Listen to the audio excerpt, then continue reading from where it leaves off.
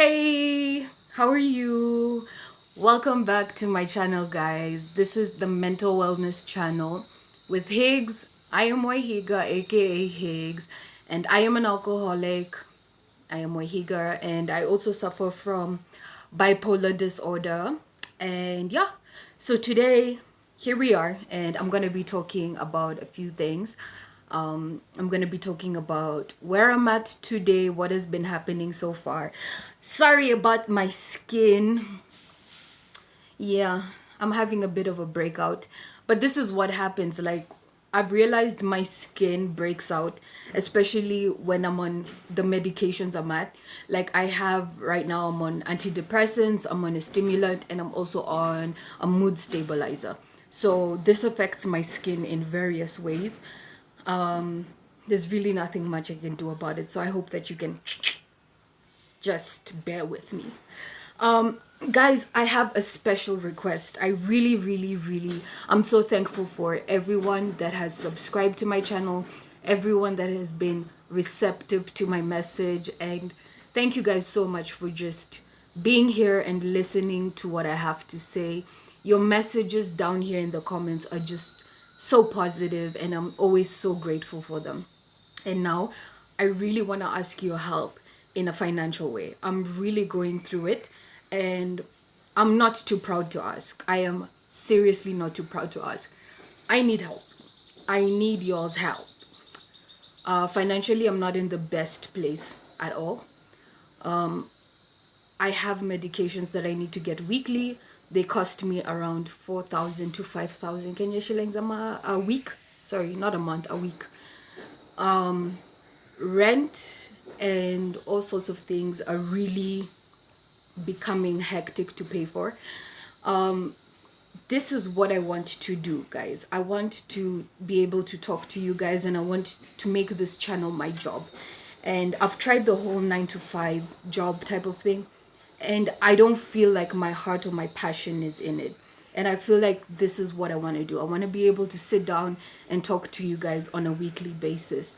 So if you like my content, if you want to support me in any way that you can, financially, I have started a fundraiser on Mchanga, and here are the details. So the account name is the Mental Wellness Channel Higgs, me, and the paybill number is 891 300, 891 300, and then the account number is 51465.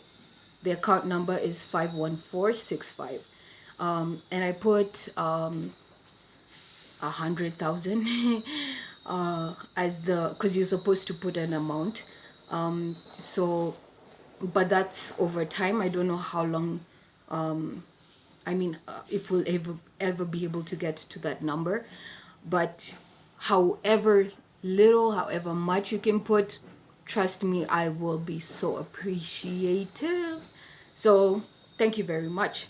Now that that is gone, that is aside, let's get into the tea. Guys, I have not been doing the best in terms of my mental state. I realized that I've started to go downhill. And how I've realized that is that I am not downhill in terms of my sobriety. Well, in terms of the quality of my sobriety, sure. But I'm still sober.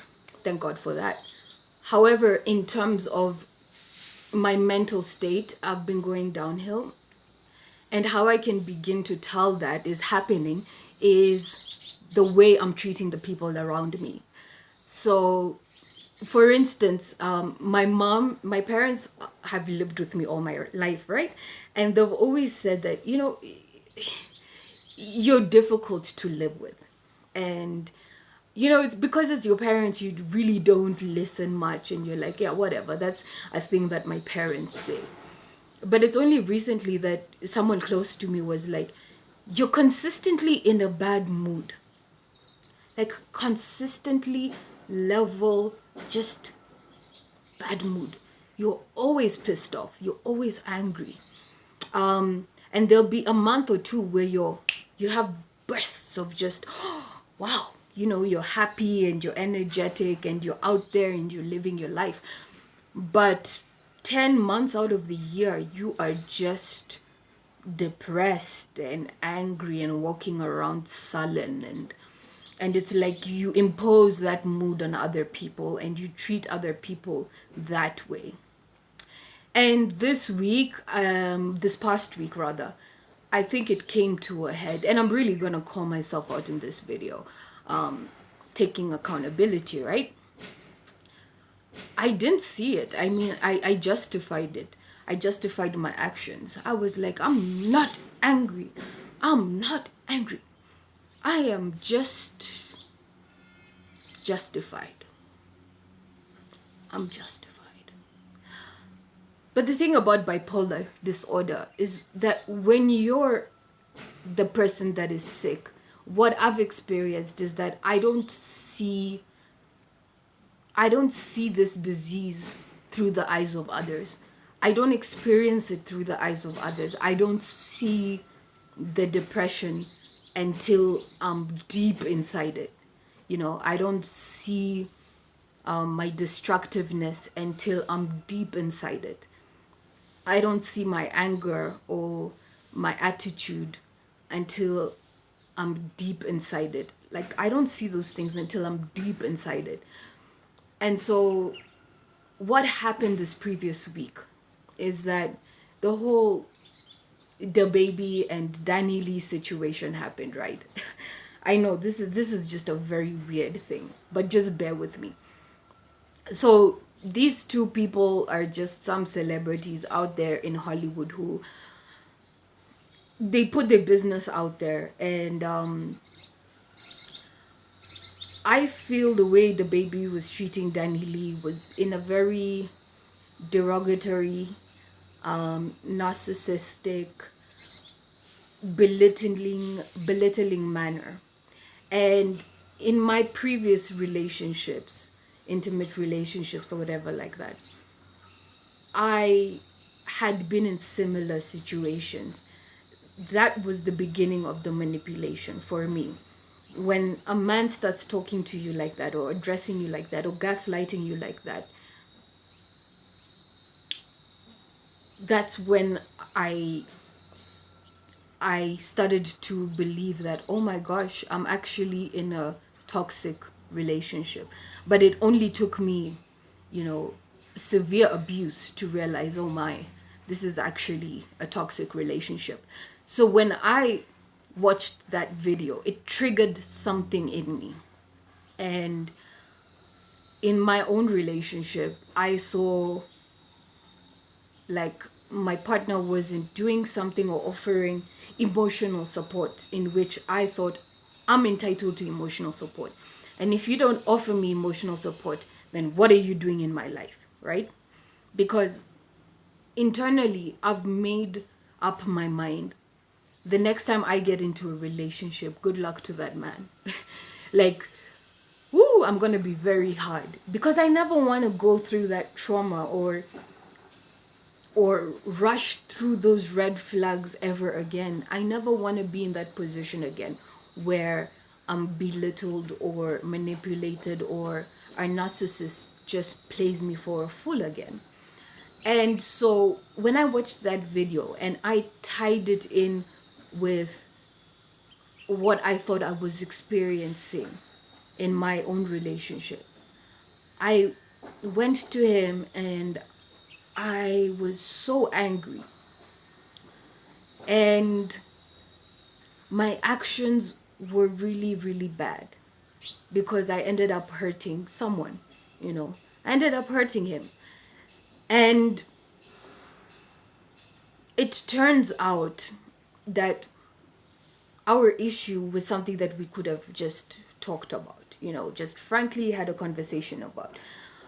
But it took me processing and calming down and, internalizing, like, what is going on, reflecting, what is going on, what even triggered this, why did I feel so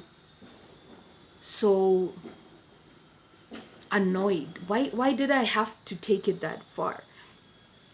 And it made me realize that, wow, when I watched that video, I was triggered to a place that I never wanted to be in again. And so when I saw something imperfect, or when I saw something that I wasn't getting in our relationship, I quickly turned to him and said, this is completely unacceptable, and so I'm out. And in reality, that's not the way life works. And that's also another thing that I've had to internalize. At the end of the day, these people are celebrities and they live in a very different world, right? I know what I am willing to accept and what I'm willing to not accept in a relationship. And the fact that I took it that far simply from being triggered and watching something of a couple that I don't even know how many miles away is shocking. It's shocking, and it led me to self-examine, to really self-examine. And it also led me to start thinking about ways to get emotional support, because I can't put all my needs, my emotional needs and my emotional wants on my partner. I know that it's easier said than done. But this week I have definitely learned that I have to speak to my therapist. I have to speak to my sponsor, in AA. I have to speak to friends. I have to speak to outside people and talk about things that are annoying me or that are piling up in me, and get them off my chest and think about things, ruminate with things, chill on things before making crazy decisions. And I think that's one of the things that I've really learned this past week, that because I'm ill, because I have this bipolar disorder, because I am an alcoholic, does not mean that I can just go around treating people however my feelings on that particular day or week may be. I have to take responsibility at some level. And taking responsibility is talking about my triggers. So seeing that type of situation, the Danny Lee, the baby situation, triggered very painful episodes in my past, or situations that I've been in my past. And it led me to project onto my partner now. And he is nothing like that. He is nothing like any of the people that I was involved with at time at all. And so one, I had to apologize to him, and really take accountability. Second thing is to be responsible for my emotions. And being responsible for my emotions means doing what I have to do with them the right way. So I don't drink over this, right? I can't go drink over this. I have to go talk it out. Go talk to a counselor. I see a counselor. Her name is Felista Sonkwara. She's an amazing, amazing woman. I can put her contacts down in the description box. She's an amazing trauma counselor. I've been working with her since 2017. And she's really brought me a long way. She hears me, and she helps me process my thoughts in a very loving and safe space. So I'm able to really open up to her. So talking with her really, really just decompresses everything that I'm going through. Talking to my sponsor also helps me rationalize the madness, that is going on, the maddening thoughts that are brought about by the disease of alcoholism. Because I don't think in a linear way. I don't think in a normal way per se. And yeah, and start working on myself instead of projecting this way, that way, left way, right way, up way, down way, starting to take accountability, picking up the reins and trying to do what I can do to better myself. And hopefully that makes the lives of the people that are around me better. So when I told my mom this story, I mean, she was in solidarity with my partner, in the sense that I think she understood where he was coming from. She resonated with him. Because in all frankness, I am not an easy person to live with. Okay. I'm not an easy person to live with. I have crazy mood swings, okay? I am an introvert, and when I talk, I like to talk about the darkest things ever. Okay? The darkest things ever. And if you're not a normal person, or I mean, you have to be extremely optimistic to not get rubbed off the wrong way if you're living with me. You have to be extremely optimistic. Like, my dad is extremely optimistic. Like, he's just one in a million. So I'm sure he gets affected by my moods, but he doesn't seem to show it. But everybody else, yeah, it affects everyone else. It definitely does. And why shouldn't it?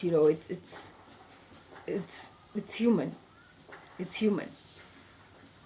And so it's actually quite sad, because that means that when I realize I'm affecting people this way, in my worst and darkest of times, instead of dealing with the emotions, I get so overwhelmed that I'm too much for people and I'm making people so unhappy. So what I tend to do is to just isolate and lock myself up and not deal with anyone, because I don't want to keep upsetting people with my negativity and my bad attitude. And at the same time, I don't have the energy to work on myself. Right now, I have the energy to work on myself because I'm not severely depressed. I can wake up in the morning, take a shower, eat breakfast. Things are okay. But when I'm severely depressed, like almost on the verge of going to hospital depressed, there's almost no getting through to me. Like, those are the periods or the months where I'm just fighting. I'm using all my energy fighting to survive, like just one day at a time. I'm just fighting to live, or living to fight, just one day at a time. Because the amount of pressure and the amount of negativity and the amount of suicidal thoughts that are happening in my head, it, it's too much. And then on top of that, you know someone is telling me you need to work on yourself. Oh, it's almost insulting. It's almost insulting if someone comes with that energy when I'm severely depressed, because I'm using that small energy just to stay alive and not kill myself. So as much as I talk about depression and bipolar type 2 disorder and behaviors and attitudes and stuff like that, I'm also confused a lot of the time. Like, I don't know where my bipolar disorder starts and where my behavior ends. Like, sometimes I don't know what's in control. I can't tell you like I decided to behave in a bad mood. decided to behave in a bad mood. No, that sounds wrong. I decided to be in a bad mood. Who would decide to be in a bad mood? I never wake up and decide to be in a bad mood. Like, that's awful. You know? I wake up and then the day starts how it starts. If it's a good mood, great. If it's not, that's normal to me. You know, to someone like me, that is very normal. But if it's a good mood, great, we can do things, you know? The behavior and how it affects people, though, is what my issue is. Because these people that are around me, you know, I really care about them. And I don't want to step on the toes of the people that are around me that I love. And if my behavior, my negativity influences them in a bad way that they really don't want to be around me, then that's a problem. You know, that's a problem. Because does it mean that, okay, when I'm in my bad space, then I just close and lock myself up for 6 months until I'm feeling better to be around people? Or does that mean that I start to look for ways, coping mechanisms, or ways in which I can still be able to accommodate people to maintain friendships and relationships even while I'm going through depressive episodes? Because my intent is never to be a mean or dark or negative person to the people that I love. That's never my intent, although it looks that way. Because it seems like I'm going out of my way to be a mean-spirited, just ungrateful person who just wants to sink everyone with them. And that's something my partner's also been telling me for a while. Like, it's like you want me to come deep with you into your depression. And it's not. I don't want you to come down to my depression. I just want to tell you how it is here. You know? Or I want to tell you about my day, which is normally dark. But I can see how that is unfair. I can definitely see how that is unfair. So I see things like, exercise and, you know, dieting better, watching positive things, definitely getting support groups about, bipolar disorder, or people who have similar experiences like you, who are doing better, or not necessarily even doing better, just who are trying to live this life one day at a time with the same disease as you. So I say all this to say I'm not an expert. I am just as confused as probably many of you are. But I keep learning, I keep pushing through. And I keep just trying to be a better version, not the best, but a better version of what I can be. Right? And so that's what I hope I'm able to achieve. And also doing these videos and having this channel helps me just relay the message and talk about these things, which I think are so important. I mean, I can't imagine, well, I can, because I lived in that space for a very long time. But I think we should normalize having these conversations about living with a person with bipolar disorder or bipolar depression. Because I'm starting to see, not only as the person who is sick with bipolar depression, but for the people around me, it is so hard for them. It's so difficult to know them. I mean, the more I talk to my mom, the more I talk to my dad or my partner or whoever it may be,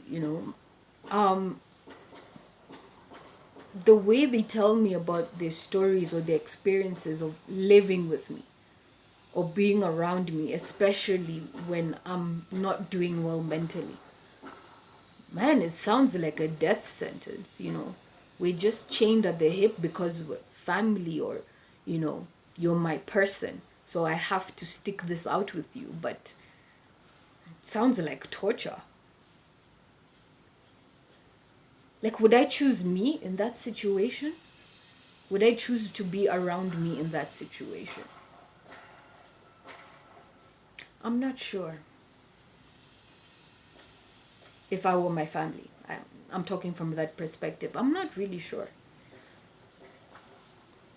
But hey, kudos. I give you a big kudos to all the caregivers, all the caretakers, all the parents, all the guardians of people with mental illnesses, including addiction, including anything that ails the mental wellness of someone. Kudos to you. Hats off. Because for most times, the person who is in that illness does not see the other side of life, does not see the other side of how it looks like. And I'm starting to see that it looks pretty bleak and confusing and aggravating. But I think one of the first steps is really awareness and knowledge towards the situation. And also knowing that this person, the sick person, is really a sick person. I don't think they're doing this out of a bad place. Like, they're not doing this on purpose. I think it's a sickness that just needs to be addressed with the right medication, right therapy, right support. So once again, thank you so much for tuning into my channel. Thank you so much for watching this video. Please share and subscribe to my to my to my channel, the mental wellness channel, Higgs on YouTube. Oh wow, that was amazing. Thank you so much once again, and please donate. Once again, I would love to do this as a full-time job. So if you could please donate, I have medications and things that I would love to be able to keep getting. And if you could donate, that would go so much, so far towards helping me. So thank you very much. I'll put all the details over here or in the description box below. Thank you so much, guys, for tuning in. Until next time, thank you so much.